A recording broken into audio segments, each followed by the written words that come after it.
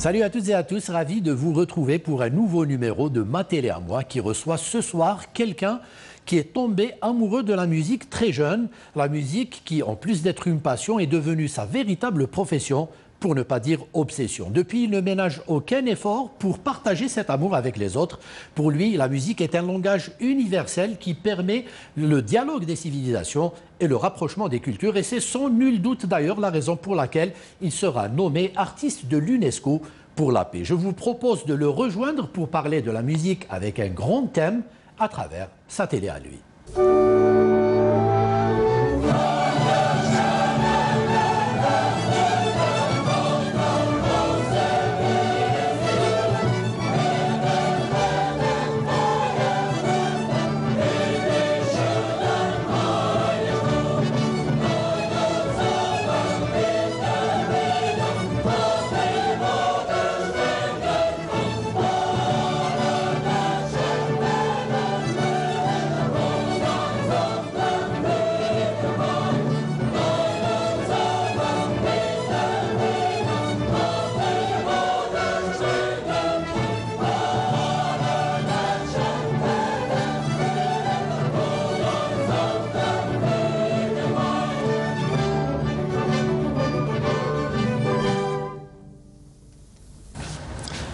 Bonsoir, maestro Emin Ouider. Je rappelle que vous êtes chef d'orchestre et directeur artistique. C'est bien ça?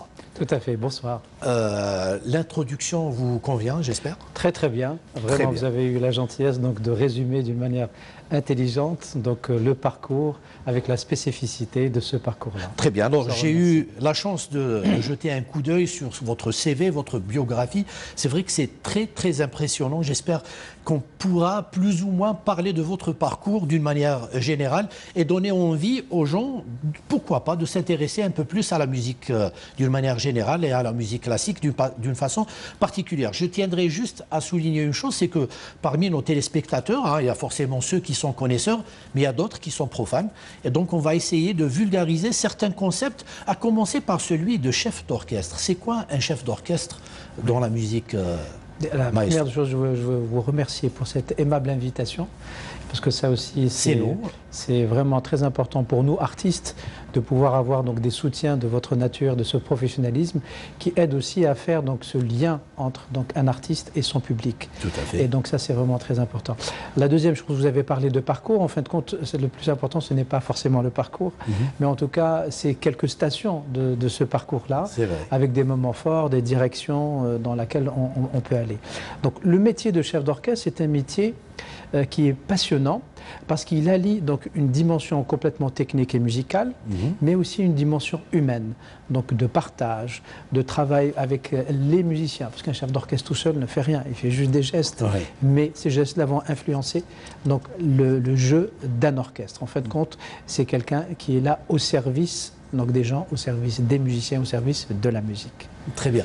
Et lorsqu'on dit aux téléspectateurs un directeur artistique, on entend quoi par directeur artistique? Alors, le directeur artistique, c'est celui qui va allier plusieurs donc, métiers artistique. C'est-à-dire, par exemple, quand nous faisons un concert, dès qu'il y a un peu de lumière, il y a un tout petit mouvement de scène, il y a de l'éclairage, il y a du son, etc. Projection vidéo avec un orchestre, autour d'un orchestre, ça devient donc un projet artistique. Et le directeur artistique est là pour faire la coordination de tout ça, en plus de la coordination du chef d'orchestre avec ses musiciens, il y a la coordination donc globale par rapport à un produit artistique. Et ça, c'est vraiment passionnant parce que j'ai appris beaucoup de choses à travers ce métier aussi. Très bien. Alors, je disais dans mon introduction que vous êtes aussi artiste de l'UNESCO pour la paix. C'est venu comment? Alors écoutez, c'est venu d'une manière naturelle, parce que moi j'ai travaillé beaucoup avec l'Orchestre des Jeunes de la Méditerranée quand j'étais jeune, déjà dans les débuts des années 90, et puis j'ai tout de suite eu l'idée de partager ma culture d'Algérien, ma culture d'Algérien avec donc, le monde occidental, qui ne connaissait pas beaucoup, surtout à cette époque. Donc nous avons formé un orchestre qui s'appelle l'Orchestre Philharmonique International, donc à l'UNESCO, et jusqu'à présent il existe. tout de suite, on a commencé à faire un travail de dialogue des cultures à travers donc, la musique, bien entendu la musique universelle, mais aussi la musique algérienne, la musique maghrébine en règle générale. Et à ce moment-là, donc on a dirigé aussi ça pour des actions caritatives, pour aider les autres donc comment dirais-je, à développer leur art. Et donc à partir de là, donc on nous a attribué à toute l'équipe et votre serviteur le titre d'artiste de l'UNESCO pour la paix, qui est très important pour moi, parce qu'on ne peut pas juste recevoir, mais aussi savoir donner. Savoir donner. Et c'est vrai que c'est très important de parler de paix, surtout de nos jours. Alors, comme le veut la tradition, hein, vous êtes venu avec un programme à partager avec nos téléspectateurs, à commencer par ce grand maître. Hein, il est incontournable. Il s'agit bien sûr du maître El-Hadj Mohamed El-Amra dans la chanson Youm El-Jum'a. On regarde.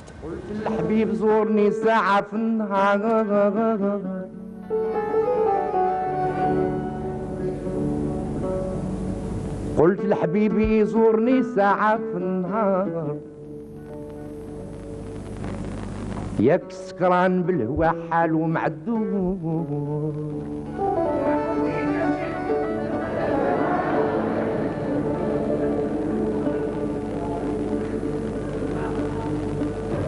قلت للحبيب زورني ساعة في النهار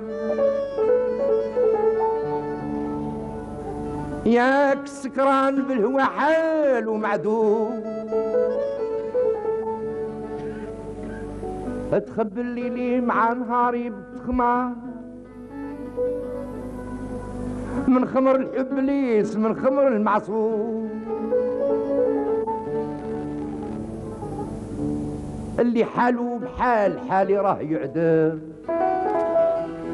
حتى لي مضاعضة لا يقبض له شوق عساك انا عساك انا عساك انا اللي نكويت بحسن الحب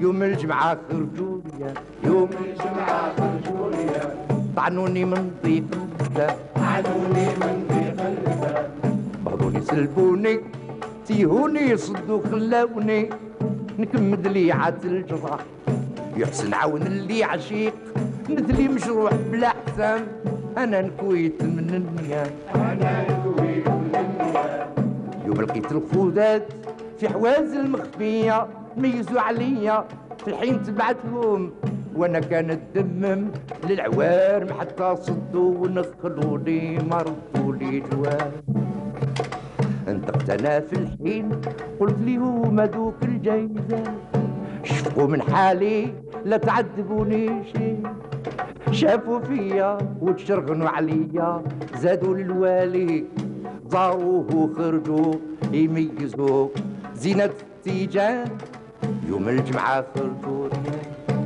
احساس البالي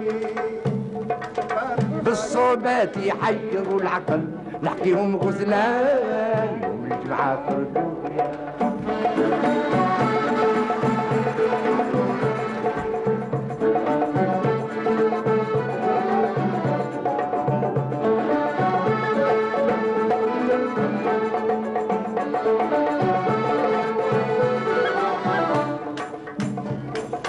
خرجوا للباب الباهية خرجوا للباب الباهية على الكساوي متعندت على الكساوي متعندت لبسوا مواتهم من قفاطن عن كل الوان البرمود بيدي والطلس والشكرنط والمسجر والقلب حجر الموبر وبركادو الغور الشيبي وخريب الكيوس الشيبي وخريب الكيوس الفينا واللملم والحريشة حتى المشعل تيشبه ليه المال الكثير حزوم رفع من الحرير حزوم رفع من الحرير مشبر وسباني والعبارك وشرابي لونها غرابي ومقايس من الجيل مثل الوخواتم والعقارش وقرص النبتين لبات مع التاجر التيجان يحير العقل زادني القلب. L'anqa pour vous, maestro? C'est un sacré musicien, c'est une icône. Je pense que la musique algérienne n'aurait jamais été ce qu'elle est sans Hadj Mohamed Lanqa.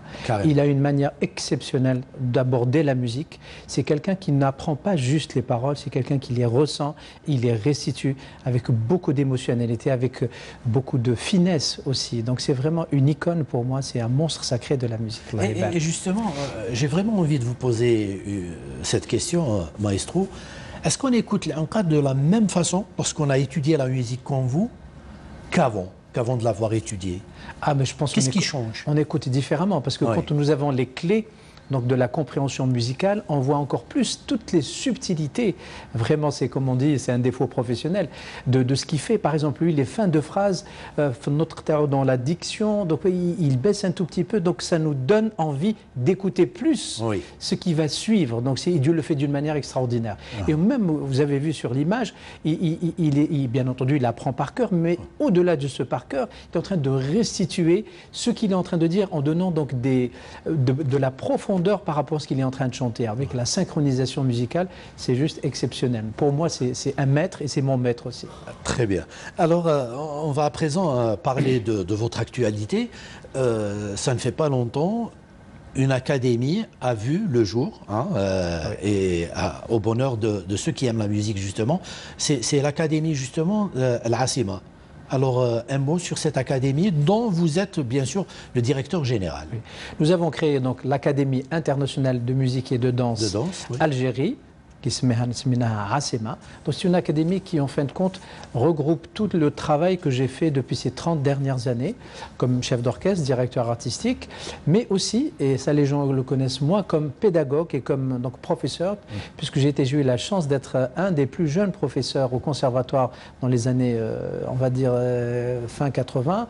J'avais 19 ans quand j'ai commencé à enseigner donc, le violon au conservatoire d'Alger, où j'ai moi-même étudié. Et à partir de là, donc j'ai eu tout un parcours par rapport à l'enseignement. Donc je veux aujourd'hui donc donner la chance à des enfants, à des adultes, mais aussi à des professionnels de bénéficier de toute cette expérience qui est la mienne donc à l'étranger, mais aussi donc en Algérie, comme chef d'orchestre, musicien, bien entendu professeur, et mettre à disposition donc les nouvelles techniques pédagogiques comme il se fait donc à l'étranger, par contre adaptées à la réalité culturelle algérienne. Marhaba bikoum, donc ça s'appelle Asima. Bon, pour les gens que ça intéresse, donc ils peuvent voir sur la page Facebook, ma page Facebook qui s'appelle Amin Kouider, Maestro Amin Kouider Asima. Comme ça, très rapidement, pour ceux que ça intéresserait, qu'est-ce qu'il faut justement pour s'inscrire à cette académie?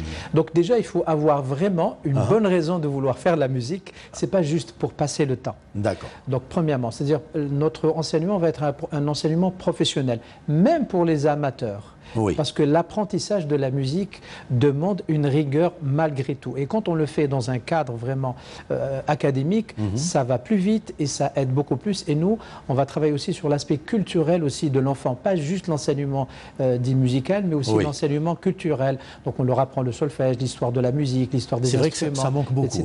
Oui, ça manque beaucoup. Donc pour avoir un enseignement qui est homogène. Donc les gens que ça intéresse, donc il faut qu'il y ait cette volonté. Et bien, pour ceux qui ont déjà fait donc, de la musique, nous, on leur fait juste un tout petit test pour voir un tout petit peu dans quel niveau on va les situer, puisqu'il y a 3 niveaux. Et donc, il faut juste qu'il y ait vraiment cette volonté de vouloir apprendre la musique. Et pour les professionnels aussi, on peut leur faire des stages. Donc, les gens qui ont, par exemple, un besoin en termes techniques, on peut répondre à leurs besoins. Alors, cette académie, si on la prend comme ça dans son environnement, est-ce qu'elle a pour objectif de s'imposer, ne serait-ce que sur le plan régional, devenir une référence pour ceux qui seraient intéressés de venir d'autres pays, s'inscrire peut-être dans l'académie Asima? Oui, bien sûr. Alors, il faut juste que je précise avec toute honnêteté, ce n'est pas une académie diplômante. Donc, on ne délivre pas des diplômes, donc des attestations sur la base de tout le parcours qui est le mien avec celui des professeurs. Mais bien entendu, moi je souhaite, et c'est ce qu'on est en train de faire en sorte que cette académie après puisse ouvrir dans d'autres wilayas, Inch'Allah, mais aussi être aussi la référence pour la musique maghrébine par rapport à la spécificité de notre musique. Parce que l'idée c'est d'allier donc toute cette technique technicité académique de la musique avec notre culture donc algérienne et maghrébine en règle générale. Très bien. Alors vous disiez tout à l'heure qu'il y a beaucoup qui ne connaissent pas certaines facettes de Amine Rouider, et c'est un peu le but de l'émission. Hein. On voudrait connaître un peu plus notre maestro ce soir, à commencer par votre enfance. Alors, l'enfance de Amine Rouider, elle était comment, une enfance Ben écoutez, une enfance tout à fait normale, une enfance un enfant qui aime beaucoup le ballon. D'accord. Alors je vous dis ça justement parce qu'on a beaucoup de clichés chez nous, en pensant que les gens qui s'intéressent à la musique classique viennent forcément d'un milieu aisé, alors que c'est qu'un cliché. Hein, c'est un cliché parce que nous, c'est vraiment l'inverse. Oui. Donc, mon père a fait le Qasba, donc dans des moments très difficiles, fort la guerre, etc., comme tous les Algériens à cette époque. On a vraiment très modestement, avec le barakat à les parents, bien entendu. Et donc, c'est l'enfance très simple, une enfance où on jouait, on travaillait, on faisait l'école. Et c'est mon père, parce qu'il aime beaucoup la musique, qui m'a encouragé à faire la musique. Votre père qui était un grand fan de l'Hadj Mohamed Al-Anqa. Exactement, parce que Ouazad fait le Qasba, donc à partir de tout cet héritage de Qasba avec la musique chabi, donc il a écouté beaucoup les concerts Al-Hajj. Moi j'ai un seul regret, j'ai pas eu la chance de rencontrer le Hajj Mohamed Al-Anqa, j'étais trop petit et j'ai pas écouté un concert en direct. Mais de par ce que me racontait mon père et aussi même les amis, notamment Chercham Abdelkader qui est un ami de mon père, le grand Chercham Abdelkader, qui lui. Oui. Donc, alors justement, vous parliez de Chercham Abdelkader. Je sais qu'il a beaucoup compté dans vos débuts dans la musique, et on a voulu vous faire plaisir en écoutant justement un peu de Abdelkader Chercham. Voilà.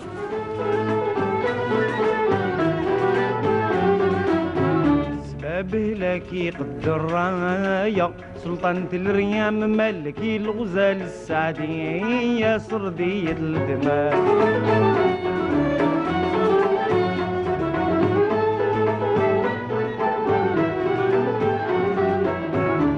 عمدا من كوا والتهجر وضحى يصير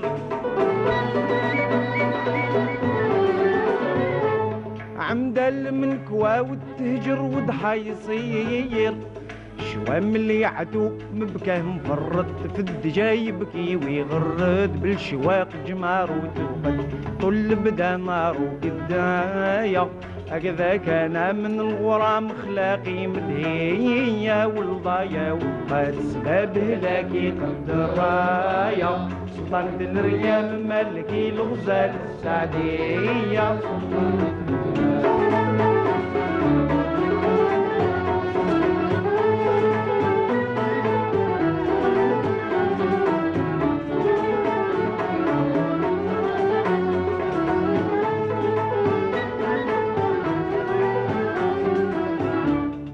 قوات اللي عدي وهي مهوالي كتير قوات اللي عدي وهي مهوالي كتير نرجع وصلها قمت غصن البن القصرة تهليل السلطان ملكي عراض الغسلان روح داتي وكمال منايا فاقتضي الشمس والقمر الغزل العذراوي يا سلطان الغياد سلطان الريام ملكي الغزال السعدي يا سردية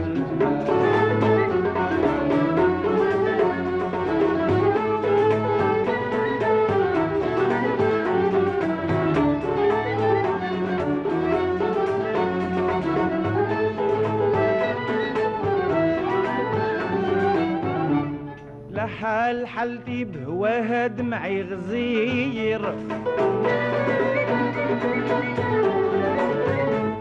لا حال حالتي بهواها دمعي غزير مردي بغصتي محر مرادي في الحشا كامل عادي وكان راجي راح بلادي طل هجري وبقيت شفايا. Voilà. Vos débuts donc, maestro, dans la musique et le lien avec Abdelkader Chercham. Merci pour vraiment cette belle surprise, là, parce que j'ai beaucoup de respect pour lui. Il se trouve donc c'est un ami à mon père. Oui. Et donc nous on est d'origine d'Azfoun, donc c'est au Kimerolouli de Blado. Et mon père, lui qui aime toujours la musique, je voudrais que mon fils fasse du chabé. Ce Cham Tqader قالوا, il n'y a pas de problème dès le conservatoire, mais pas pour lui faire du chabé. Je vais lui faire de la musique classique.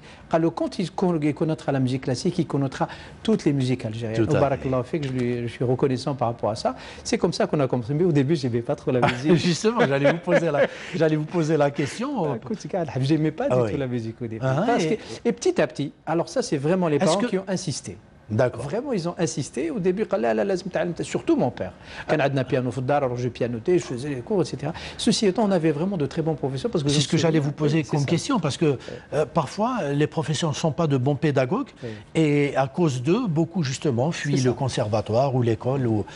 Et donc vous avez eu cette chance de tomber sur de bons pédagogues. Vraiment une très très bonne pédagogue. C'est une Polonaise qui était vraiment d'une grande douceur, une grande gentillesse, et elle était très très forte en pédagogie. C'est elle qui a commencé à me faire connaître, à me faire passer la période difficile de l'apprentissage du violon, parce que je suis à ça, et au début c'est un peu difficile. Et puis après j'ai commencé à aimer, et ça commence à se développer, et puis après voilà, c'est parti. Alors vos débuts dans la musique, vous m'aviez dit tout à l'heure que c'était plus le violon. Hein. Oui. Pourquoi le violon? Alors le violon parce que c'est un instrument qui est difficile au début, mais c'est un instrument qui est complet. Et c'est avec le violon on peut jouer dans toutes les musiques, toutes les musiques, que ce soit la musique classique universelle, que ce soit dans la musique algérienne. Donc il a une spécificité. Et puis après, moi j'ai trouvé qu'il y avait une, je sais pas, en termes d'harmonie, ça me convenait très bien. Alors je vous posais une question comme ça. Est-ce qu'il n'y a pas une grande frustration chez vous, les gens qui sont dans la musique classique, par rapport à la place qu'elle a chez nous, surtout de nos jours, hein? Je vous assure que ça a changé beaucoup, parce qu'avec la création de l'Orchestre symphonique national qui a été créé par Allah yarhamou Boubkar Belkaït, à l'époque en 92, Al-Nabli qu'il faut absolument créer un orchestre symphonique national, donc il avait de la prospective, et cet orchestre donc, a été créé. On a commencé timidement, bien entendu, mais sur les 10 dernières années, vraiment il y a eu une explosion par rapport à la présence de la musique classique universelle en Algérie. Parce que, bien entendu, il y a tout un programme du ministère de la Culture qui a fait beaucoup d'efforts et beaucoup de bien-être par rapport à ça, mais aussi avec l'aide vraiment beaucoup de la télévision algérienne, des autres radios, etc., qui ont soutenu cette action. C'est pour ça que je vous ai dit merci pour le soutien, parce que le lien, il est très important. Oui. Voilà. Même si, honnêtement, je trouve qu'on n'en fait pas assez, du moins par rapport à ceux qui nous ont précédés, et celui qui nous a précédés justement dans cette promotion et cet encouragement de la musique, notamment classique, c'est bien sûr Jawad Fessla à travers une émission qui avait pour titre Alm al-Musiqa, le monde de la musique. On regarde.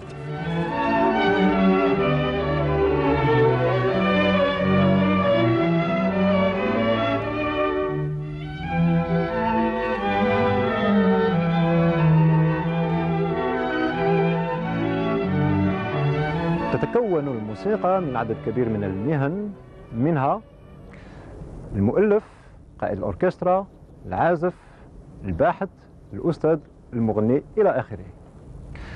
ومن هنا ظهرت مهن جديدة لها علاقة بالموسيقى، كمثلا الناقد الموسيقي. سنتكلم في هذه الحصة عن البعض من هذه المهن.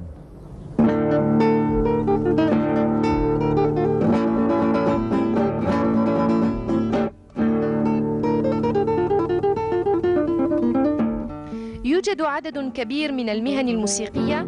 في هذه الحصة سنتحدث عن العازف الماهر، مهنة الكونسيرتيست وقائد الأوركسترا، وسنبدأ بالحديث عن مهنة أستاذ الموسيقى. دوره الهام يرتكز على التحكم البيداغوجي الموسيقي. La pédagogie musicale, c'est encore une chose un peu particulière, hein, parce qu'on n'est pas pédagogue qui il veut. Pour être pédagogue, il faut quand même aimer ça. Il faut quand même aimer la pédagogie. Il faut même avoir eu soi-même une excellente formation. Et puis il faut surtout, je répète, l'aimer pour pouvoir inculquer la pédagogie à d'autres qui pourraient devenir plus tard de bons pédagogues ou des interprètes, ou enfin disons d'une façon générale des musiciens. Et alors là, c'est tout un art. C'est comme celui qui dirait l'art d'élever les enfants. C'est un art pour élever les enfants. Pour former des pédagogues aussi, c'est un art. Et un art très délicat et ingrat, mais combien passionnant, combien exaltant.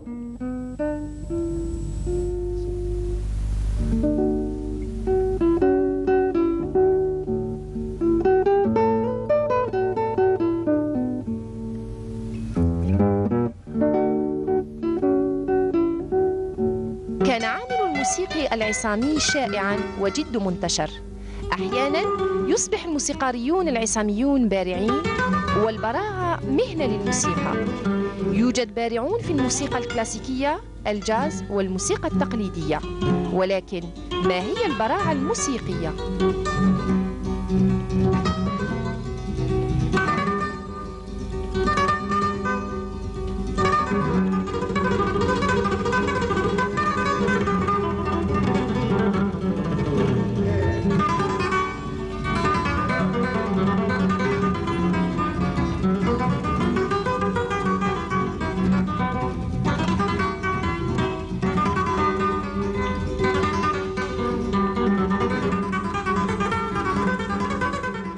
Donc c'est juste un petit extrait de l'une de ces émissions justement. Un mot sur cette émission qui a beaucoup fait pour la musique, mais qui hélas a disparu sans être remplacée. Même de nos jours, on a du mal à faire une aussi grande émission sur la musique. Jawad Fasla est vraiment très très grand monsieur. Ouais. Vraiment, il a éduqué beaucoup de générations et dont moi. Donc j'ai beaucoup regardé ses émissions et j'ai appris beaucoup de choses. Et puis j'ai eu l'occasion vraiment de le rencontrer, de voir un tout petit peu comment il travaillait. C'est quelqu'un qui était vraiment passionné par la pédagogie. C'était quelqu'un qui avait un lien social très très fort. Et moi j'ai beaucoup appris donc de lui. Et lui donc c'était un guitariste, mais il s'est intéressé à beaucoup d'autres instruments comme le reportage vient de le montrer. Donc vraiment chapeau pour tout ce qu'il a fait, Si Jawad Fasla. Très bien. Alors vous parlez justement du rôle des médias, mais il y a aussi le rôle de l'école pour faire aimer la musique et la faire découvrir aux enfants. Qu'en est-il de nos jours Alors écoutez, en tout cas moi ça c'est quelque chose qui m'intéresse beaucoup. Je vais vous raconter une petite anecdote par rapport à ça. Bien sûr, allez-y. J'ai eu l'occasion de faire un concert à Batna avec l'Orchestre Symphonique National il y a une dizaine d'années. Donc ils nous ont invités, alors on va faire un concert le soir le théâtre de Batna. Ok, mais je vous propose de faire un concert juste un peu avant, l'après-midi, pour les enfants, un concert éducatif. Alors d'accord. Donc on l'a fait. On a beaucoup d'enfants, donc on a commencé, moi j'ai commencé à faire un tout petit peu le professeur, à expliquer avec le micro, voilà ce que c'est que l'orchestre, voilà les instruments, etc. Et je me suis dit, allez, je me lance, j'ai posé une question, même un kalimat symphonie. Qu'est-ce que ça veut dire le mot symphonie? Il y a un musicien qui a dit, ah mais c'est pas la peine de poser la question, c'est des enfants, ils ne connaissent pas. Ouais. Je vois une petite jeune, elle a levé sa main, venez, tfadli, arwahi. Elle est venue, elle a pris le micro, elle avait 13 ans, 13 ans, 12, 13 ans. Elle a donné toute la définition de la symphonie. Je me suis retourné vers le monsieur, je me dis, je crois qu'il n'y a personne qui connaît cette définition aussi bien que... Alors pour vous récompenser, je vais vous donner la baguette et vous allez diriger l'orchestre. Et c'était la 5e symphonie de Beethoven. Ouais. Donc bien sûr, j'ai pris un tout petit peu la main comme ça, pour l'aider. Ouais. Et elle a fait ça et elle avait un regard exceptionnel. Elle était vraiment ébahie par ce son. Et le public était vraiment ravi. En fin de compte, ce concert était beaucoup plus important que l'autre. Et on a suscité des vocations par rapport à ça. C'est pour ça que les concerts éducatifs sont importants. Moi, j'en ai fait énormément donc, au Théâtre National et aussi donc, à l'Opéra d'Alger. Où on a regroupé près de 6000 enfants sur une année pour leur donner donc, cette occasion de découvrir la musique, les musiciens de demain et aussi le public de demain. Alors il y a un point, je sais, qui vous tient à cœur et que vous voudriez justement évoquer dans cette émission, c'est la formation. On parlait tout à l'heure de pédagogie et c'est revenu même dans la séquence de l'émission de Jawad Fasla. Alors la formation des formateurs, c'est pour vous quelque chose de très très important. C'est très important et ça devient une priorité. Parce qu'il ne suffit pas juste d'enseigner de la même manière pendant toutes des années, il faut absolument savoir mettre des pauses, savoir apprendre de nouvelles choses. Donc un musicien est censé apprendre tout le temps. Donc c'est la quête du savoir. On ne peut aimer sans connaître. Et la connaissance, c'est le savoir. Le savoir, c'est la formation. Donc c'est pour ça, dans le cadre de notre Académie internationale, donc à ACEMA, j'ai décidé de faire des stages pour les professeurs. Donc former les formateurs aux nouvelles technologies, bien entendu, avec le lien pédagogique et aussi donc, les nouvelles aussi, techniques pédagogiques par rapport à l'enfant. Alors, vous avez... Pour vos débuts, vous avez commencé par le violon. Comment on arrive à devenir chef d'orchestre? Alors, est-ce qu'une formation, c'est un aboutissement pour ceux qui ne connaissent pas trop la musique classique? Comment on devient chef d'orchestre? C'est déjà une vocation. Il faut sentir si on a besoin, si on a envie de partager la musique différemment. Et quand j'avais 18 ans, j'avais envie de partager la musique avec d'autres personnes. J'ai fait pendant une année du théâtre. Ah, voilà. Et ça aide beaucoup. Ça m'a beaucoup aidé à parler différemment aux musiciens, ça m'a aidé aussi en termes de gestuelle. Et puis je me suis rendu compte que le théâtre, c'est un monde à part qui est merveilleux et qui est tout aussi difficile que la musique. Donc j'ai pris juste les quelques bribes qui m'ont servi après à être chef d'orchestre. Je me souviens une fois à la maison, j'étais à la maison, j'ai mis un casque et j'étais en train de diriger une symphonie de Beethoven. Oui, m'a دخلت هكذا الله يرحمها قالت لي يا وليدي واش بيك وليت مهبول واش راك دير؟ قالت لي روح تقرا قلت لها يما راح نولي chef d'orchestre. قالت لي قبل روح ترقد بعد نشوفوا. Voyez-vous, donc ça c'est une petite Donc vous saviez déjà? Oui, à 18 ans je savais que j'allais être chef d'orchestre. Vous vouliez faire? Oui, alors avec une grande persuasion. Et puis après, j'ai pratiqué beaucoup mon instrument, le violon, le piano, l'oud, le mandol, j'ai essayé la flûte, j'ai essayé la clarinette, j'ai essayé la trompette, j'ai essayé le chant. Pour diriger tout, c'est bien de connaître. Pour connaître. Et puis après, le chef d'orchestre, c'est des études. Et donc j'ai eu la chance de faire donc, des études à l'étranger par rapport à ça. Ça m'a pris 4 ans d'études pour apprendre la théorie de la musique, comment lire une partition, l'histoire de la musique. Et en plus de ça, c'est facile pour quelqu'un qui a une double culture. On ne peut pas connaître la culture des autres sans connaître sa propre culture. Et donc moi, j'ai beaucoup travaillé la musique algérienne, notamment qui m'a donc la musique chabi avec Seyed Chacham, mais aussi la musique andalouse avec Marhoum Ahmed Serré, avec qui la musique arabe avec Oussed Mesh'al qui était donc le Nayati de Kaltoum. Donc vraiment, j'ai eu une base très solide par rapport à notre musique. J'ai rencontré aussi Chérif Khaddam avec qui j'ai beaucoup travaillé, donc j'ai appris beaucoup de choses par rapport à la musique kabyle. C'est-à-dire d'ailleurs après, plus tard, donc j'ai fait un concert avec lui donc pour son 40e anniversaire. Oui, là vous me tendez la perche puisque je sais que vous avez travaillé avec beaucoup d'artistes et vous vouliez justement ce soir rendre un hommage particulier à quelqu'un qui nous a quittés il y a un peu plus d'une année. Il s'agit bien sûr du grand Idir avec sa chanson Zwiteruit. On écoute.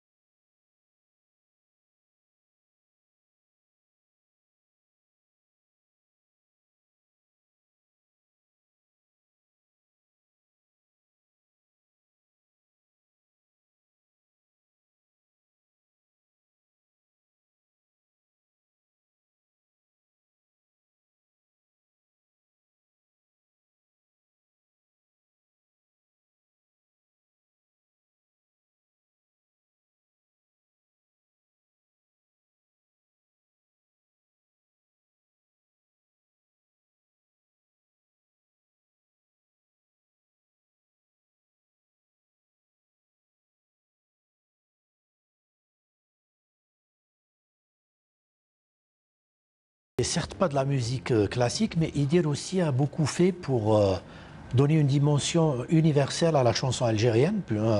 Même dans son orchestre, on voyait les musiciens prendre plaisir justement avec cette musique algérienne qu'ils découvrent.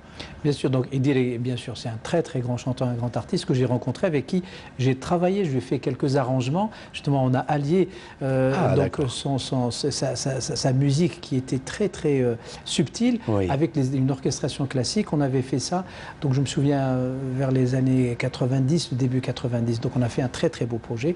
Et c'est quelqu'un qui a su vraiment imposer la musique algérienne à l'étranger. C'est un ambassadeur, donc il a joué partout dans le monde. Il a fait aussi, donc ce que j'aime beaucoup aussi, c'est ce dialogue des cultures à travers la musique. Donc c'est vraiment quelque chose de formidable. Justement, vous aussi, vous avez une grande carrière à l'international. Comment peut l'Algérien que vous êtes s'imposer dans un domaine où la concurrence est très rude, dans des pays qui ont une très grande tradition par rapport à la musique classique, chose que nous n'avons pas forcément. Comment êtes-vous arrivé à vous imposer? Vous savez, ça c'est vraiment un point très important, parce que ça s'est fait aussi avec beaucoup de souffrance, beaucoup d'abnégation, mais essentiellement beaucoup de travail. Travail. Comme quoi ça finit par payer. Oui, ça finit par payer, parce qu'en plus de ça, on me disait, oui, vous faites Beethoven à la sauce algérienne. Mais la sauce algérienne, elle est très bonne. Mais faut-il connaître vraiment son sujet? Donc chaque fois que je suis en face d'orchestres internationaux, que ce soit en Europe, que ce soit donc, en Russie où j'ai beaucoup dirigé aussi, notamment à Saint-Pétersbourg, il faut d'abord connaître sa partition. Les musiciens vous jugent en 3 minutes. Quand on ne connaît pas l'orchestre, pendant 3 minutes, ils regardent. Est-ce qu'il connaît son sujet? Et moi, je dis, oui, je connais mon sujet. C'est beaucoup d'abnégation, beaucoup de travail et beaucoup de connaissances techniques et musicales. Donc il faut aussi, je me suis déplacé dans beaucoup de pays pour comprendre. J'ai rencontré beaucoup de maîtres pour apprendre. Donc c'est un parcours qui a été vraiment enrichissant, passionnant, mais pas forcément facile, mais qui m'a permis justement d'imposer notre aussi culture. Juste une petite anecdote, à Saint-Pétersbourg, je devais diriger le grand orchestre de l'Opéra de Saint-Pétersbourg et j'avais fait les répétitions. Donc les gens étaient étonnés de voir un Algérien qui monte sur scène. Et le technicien de scène, il vient, il me dit, c'est quoi ça? Me montrant le podium du chef d'orchestre. Alors c'est le podium du chef d'orchestre. Mais pas que, monsieur. Ici, c'est tenu M. Mravinsky, M. Tchaïkovski, M. Oubdabdabda. Vous êtes le premier Algérien, africain, musulman à monter sur ce podium. Faites attention. Et j'ai fait ce concert Nef Algérie, 2 fois plus donc de courage, et j'ai fait ce concert qui s'est très bien passé. Après il m'a dit chapeau. Et ça, je pense que c'est un des moments les plus forts dans ma carrière où j'ai dû imposer et m'imposer donc une vision différente, culturelle, avec la culture algérienne. Et ça, c'est vraiment, c'est venu avec le travail, le sérieux et l'abnégation. Comme quoi, un message pour les jeunes d'aujourd'hui qui sont impatients d'arriver avant même d'avoir travaillé. Alors, vous parliez justement d'œuvrer pour le rapprochement des cultures et ce dialogue entre les différentes civilisations. Vous êtes artiste de l'UNESCO. Ça fait quoi d'être artiste de l'UNESCO lorsqu'on est algérien, lorsqu'on est africain et qu'on connaît à peu près pratiquement tous les conflits que connaît notre continent? Ça a peut-être une autre dimension pour vous? Oui, c'est une autre dimension, parce que ça, c'est une dimension, les gens commencent à avoir peur quand ils ne connaissent pas. La non-connaissance induit la peur de l'autre. Tout à fait. Et le liant, donc, c'est-à-dire ce qui nous lie, dénominateur commun, c'est l'émotionnalité, c'est l'émotion. Et à travers cette émotion, donc, on va montrer notre culture. C'est aussi de parler à travers donc, les concerts. On a fait par exemple, moi j'ai tenu à faire de la musique arabo-andalouse avec un orchestre international qui joue comme tout à l'heure dans l'orchestre d'Idir, mais aussi une chorale qui a chanté en arabe la musique arabo-andalouse. Donc, et ça, c'est quelque chose de très important. Et je pense que le fait d'être ambassadeur de l'UNESCO, ça me donne cette responsabilité de représenter mon pays, de représenter ma culture avec toute sa diversité, pour que l'autre n'ait pas peur de cette culture et puisse comprendre aussi que les gens peuvent réfléchir différemment. Ce n'est pas unilatéral, c'est différent. Ça crée des passerelles. Voilà, exactement. Donc, c'est une vision à 360 degrés qui est aujourd'hui très importante pour comprendre l'autre et pour continuer à évoluer dans un monde où il y a beaucoup de conflits, bien entendu. La musique n'a absolument pas comment dirais-je, un lien direct avec les conflits. C'est-à-dire, on n'enlève pas les conflits avec la musique. C'est clair. Mais en tout cas, ça permet aux gens d'avoir une autre vision de l'autre pour ne pas provoquer ces conflits. Très bien. Alors, un autre choix de votre programme que vous avez décidé de partager avec nos téléspectateurs ce soir, c'est aussi un film qui nous a pratiquement tous marqués, notamment à travers sa musique aussi. Il s'agit de Omar Guetlatou de Merzaq Alouache. On regarde. Alors c'est un film qui nous parle, parce que c'était vraiment la réalité algérienne crue. Ça nous change des films un peu artificiels d'aujourd'hui. Ah oui, c'est un film vraiment que moi j'adore. Ouais. J'ai dû le revoir, je ne sais pas, une dizaine de fois, comme tout le monde, etc. Il est toujours d'actualité. En plus, c'est tellement bien fait. Merzaq Alouache, pour moi, c'était vraiment un très très grand homme de cinéma réalisateur. Il a su vraiment tout simplement décrire la société réelle. Tout à fait. Et il y a beaucoup de choses qui sont d'actualité aujourd'hui. C'est ça qui, c'est un film vraiment qui m'a toujours passionné. Alors justement, il y a aussi autre chose qui nous a marqué dans ce film, c'est la musique du film, signée Ahmed Malik. Vous l'avez connu? Oui, écoutez, c'est vraiment un grand maître pour moi. J'ai eu le grand privilège d'avoir joué au violon sur un enregistrement, premier enregistrement que j'ai fait à la radio, c'était sous la direction de Ahmed Malik, qui était un passionné, qui connaissait la musique, c'était un passionné. Quand il dirigeait, il partait dans ses colères, etc. Mais avec beaucoup de générosité. Vraiment, alhamdoulilah, en Algérie, on a la chance d'avoir en ce moment, de très très grands artistes. Vraiment, Ahmed Malik en fait partie. Oui, alhamdoulilah. Même si je pense qu'il est irremplaçable, Ahmed Malik, parce qu'il a signé tellement de musique de films. C'est un exercice très difficile, à la musique d'un film. Oui, pour avoir fait donc déjà quelques musiques de films. Oui. Et c'est un exercice qui est très délicat parce qu'il faut être, en fin de compte, il ne faut pas être le chef d'orchestre, il faut vraiment être au service du chef d'orchestre qui est le réalisateur. Parce que le réalisateur, il a une partition sonore par rapport à l'image. Et là, la musique doit être au service de l'image. Il y a beaucoup de technicité. Et Ahmed Malik était un génie par rapport à ça. Vraiment, il faisait ça merveilleusement bien. Oui, très bien. Alors, vous aviez justement signé, vous aussi, des musiques de films. Alors, de quel film s'agit-il au juste? C'est vrai, moi, je n'ai pas fait beaucoup de musique de film parce que je n'ai pas beaucoup de temps. Mais j'ai réalisé donc la musique de film La montagne de Baya de Azdin Meddour.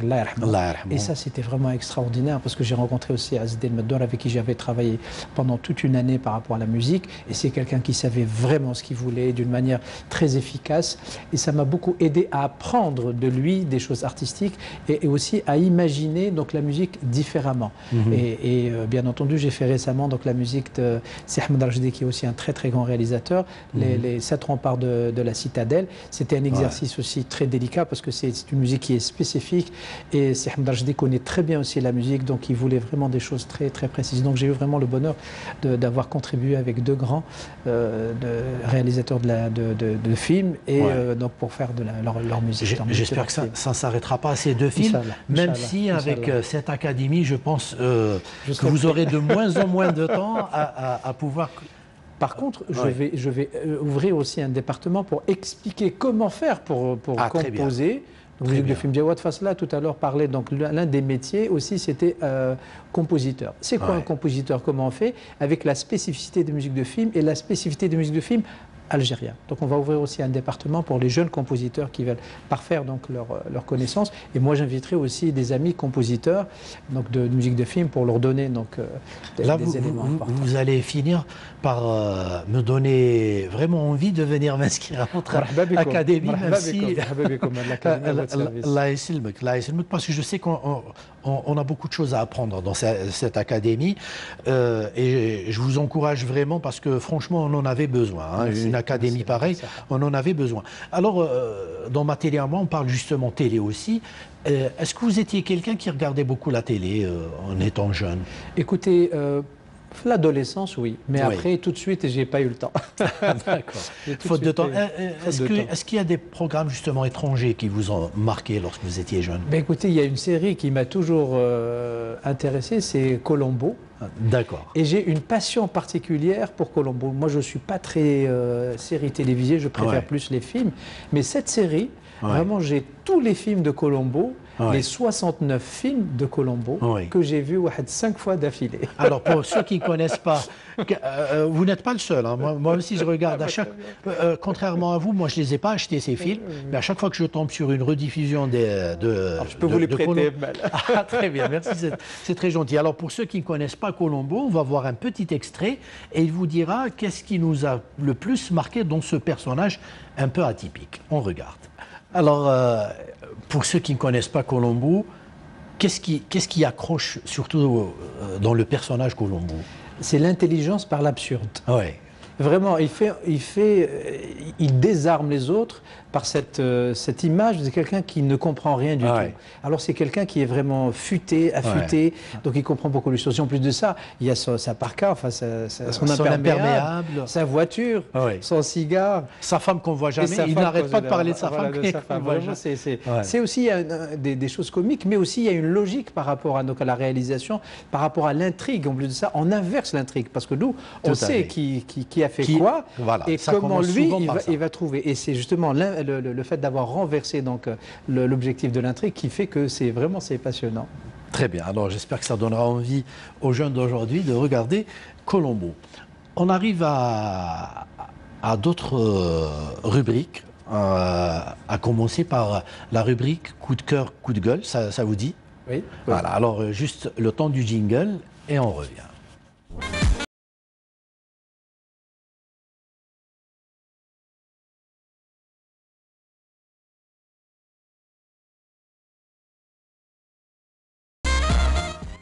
Alors, vous avez décidé de commencer par votre coup de gueule et vous avez décidé de le consacrer à cette crise-là de la culture à l'heure de la pandémie du Covid. Oui, c'est vraiment, c'est un moment extrêmement difficile pour les artistes. Je ne pense pas qu'il y a eu un moment aussi difficile pour les artistes, peut-être mis à part les guerres en règle générale, que ce Covid, bien entendu, déjà parce que c'est une maladie qui a tué beaucoup de gens, Allah yarhamhum, c'est vraiment très difficile, mais c'est aussi une pandémie qui a tué, en tout cas, qui a essayé de tuer l'artiste, déjà parce qu'on ne pratique plus son métier, et puis de ça, donc il y a des difficultés financières, difficultés de planning, difficultés de travail, difficultés même de l'être de l'artiste. Et je pense que beaucoup d'artistes dans le monde ont souffert. Bien entendu, dans tous les pays, pas au même niveau, mais en tout cas, nous, en Algérie, on en a vraiment beaucoup souffert. Très bien. Alors, c'est plus un cri de détresse qu'un coup de gueule. Hein. Vous êtes quelqu'un qui pousse rarement des coups de gueule, vu votre nature très calme et tout. Mais vous avez un coup de cœur et vous avez voulu rendre hommage à une association avec laquelle d'ailleurs vous avez collaboré une fois, c'est l'association Shems, c'est bien ça? L'association Shems, donc c'est des enfants trisomiques, il y a donc toute l'équipe qui fait un travail vraiment remarquable par rapport à ça. Et j'ai eu vraiment le bonheur de les inviter à l'Opéra d'Alger. Ah, super. Et ils ont constitué donc une chorale et c'est Lamia et Tamara qui travaillent avec eux vraiment, que je salue. Elle a fait un boulot très bien. Et bien entendu avec tous les membres de l'association dont je ne me souviens plus complètement les noms. Et donc on les a accueillis, ils ont joué l'air donc de la 9e symphonie de Beethoven, qui est très connue, et on les a accompagnés avec tout l'orchestre symphonique. Et ça, c'était un moment vraiment très fort déjà pour tous les musiciens, pour moi-même, mais aussi pour le public. Je pense qu'on a aussi donné du bonheur à ces enfants-là. Et c'est un peu aussi le rôle des artistes. Hein. Exactement. Même si certains oublient que c'est aussi un peu le rôle des artistes. Alors, l'autre rubrique, c'est net ou pas net. Jingle.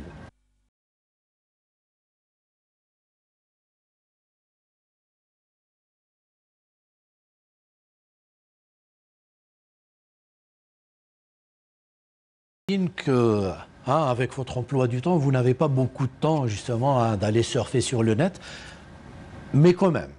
Oui, c'est vrai que je ne suis pas déjà habile pour manier cet outil, bien qu'il soit très important pour la communication, bien entendu, mais je ne suis pas foncièrement très net, parce que je pense que la communication a complètement changé, et je pense que le virtuel a des choses positives, mais il ne faut pas que ce soit au détriment des choses essentielles dans on voit des choses par le net, par des trucs comme ça, etc. En plus, sur le net, il y a un peu de tout et n'importe quoi.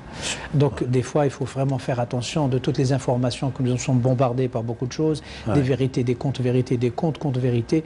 Donc c'est vraiment, pour moi, je n'aime pas trop passer de temps parce que j'ai l'impression que je n'apprends pas vraiment quelque chose de... mis à part quelquefois où il y a vraiment des articles, des choses qui sont intéressantes. Comme cette photo que vous avez croisée justement sur le net et que vous avez voulu partager avec nous ce soir. Donc on regarde un peu cette photo. Pourquoi ce choix En fin de compte, c'est le net, on est en train de montrer ce que nous avons perdu. C'est que le contact avec des choses essentielles. Le net, c'est un moyen pour nous connecter vers des choses essentielles. Et c'est cet enfant qui est déjà très rare qu'un enfant lise donc un livre. Déjà, c'est même rare que les gens, en tout cas que les enfants aujourd'hui et les jeunes lisent vraiment. Il y en a encore, mais de moins en moins. Et c'est une photo qui est très très belle, qui montre, c'est ça aussi l'avenir. C'est vraiment, comme je disais tout à l'heure, c'est de se connecter au savoir, à travers le savoir, la connaissance de l'autre. Donc la vie dans un monde qui est beaucoup plus pacifié et avec beaucoup d'échanges, un échange humain très riche. Donc c'est pour ça que je trouve cette photo très très belle. Très bien. Alors on va finir avec une autre rubrique qui a pour titre clair, net et précis. Jingle.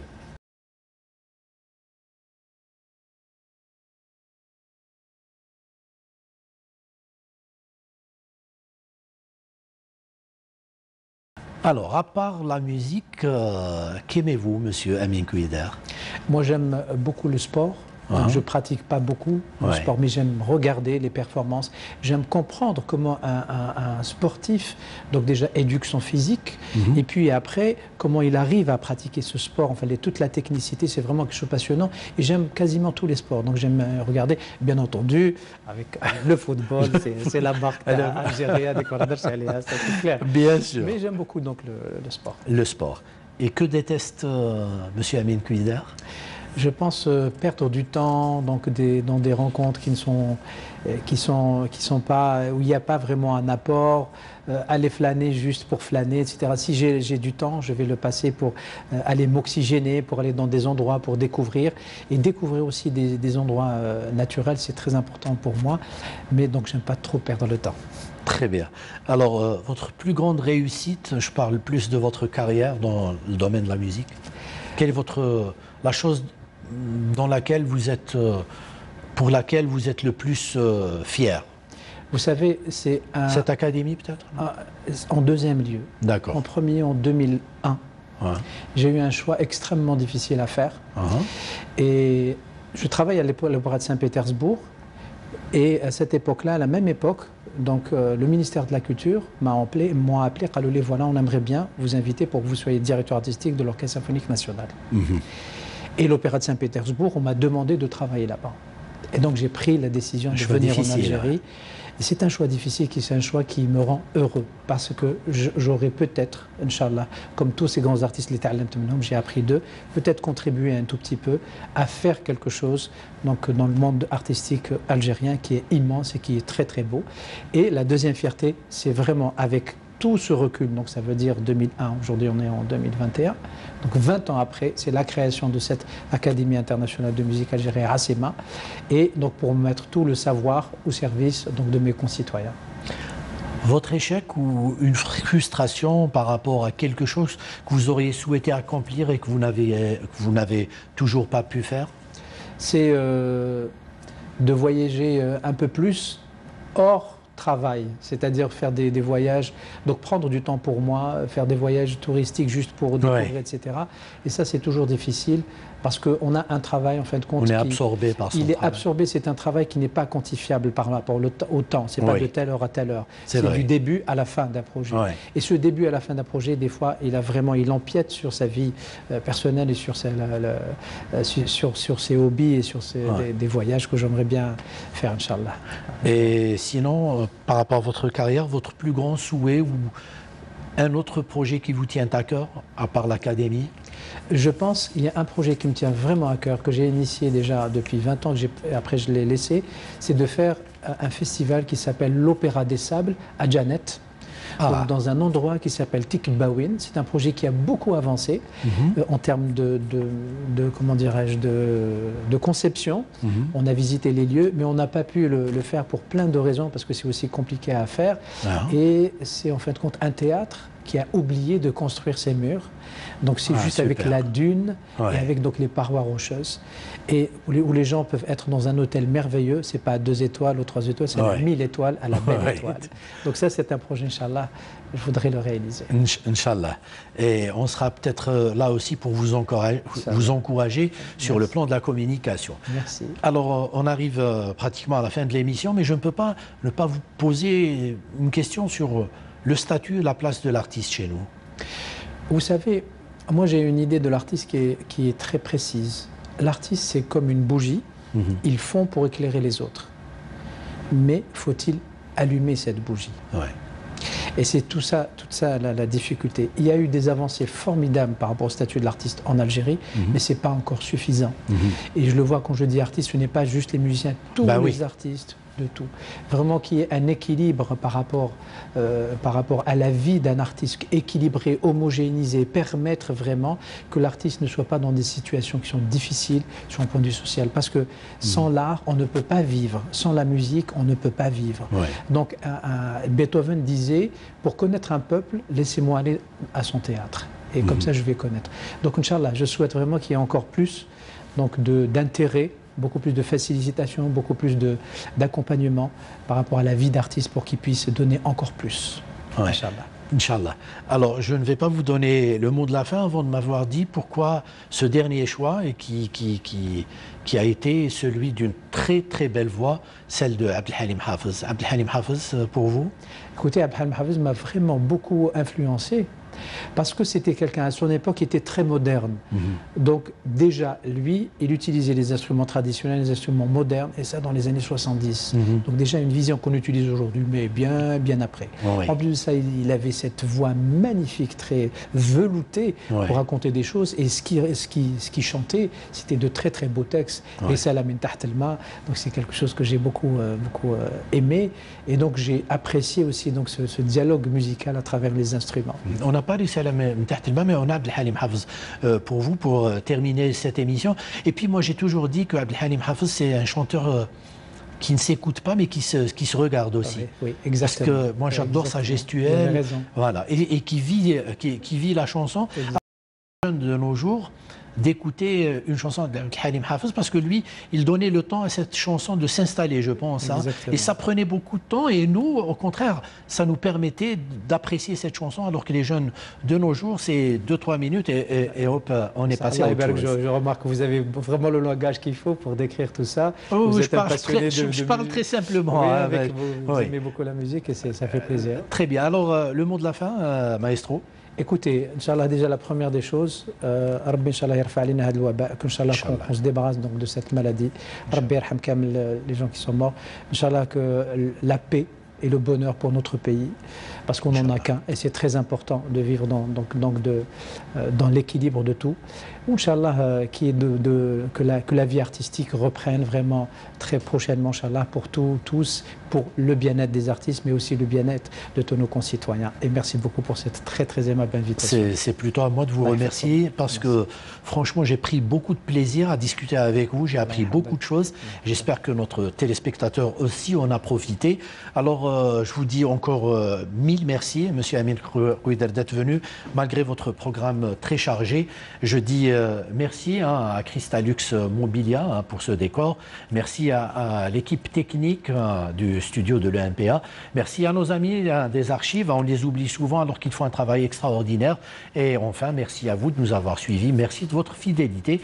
Rendez-vous, comme d'habitude, dans 15 jours.